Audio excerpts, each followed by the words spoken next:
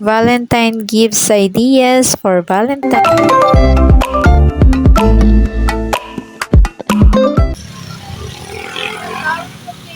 Valentine's Day, punta po kayo dito sa may tapat po ng Freedom Park. Makikita mo ng iba't ibang design ng mga flowers. For today's video, friendly people celebrating Valentine's Day at tomorrow na nga ang Valentine's Day.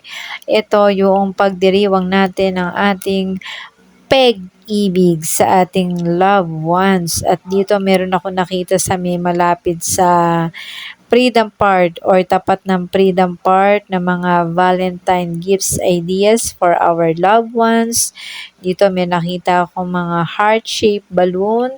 Syempre hindi yan pwedeng mawala sa Valentine. Tapos may mga flower din, na mga dry flowers. Ang gaganda ng mga flowers at talaga naman pong ang dami mong pagpipilian. Celebrating Valentine's Day with your loved ones. Tapos meron din akong nakita ditong sunflower. Ayan, fresh sunflowers. At syempre hindi pwedeng mawala ang chocolate. Ang yummy, yummy chocolate.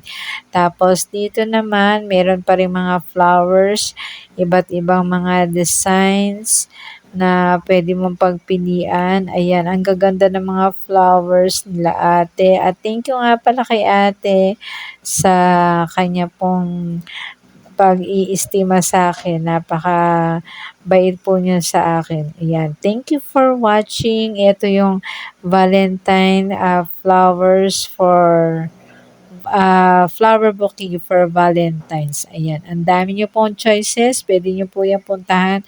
Malapit lang po yan sa may Freedom Park.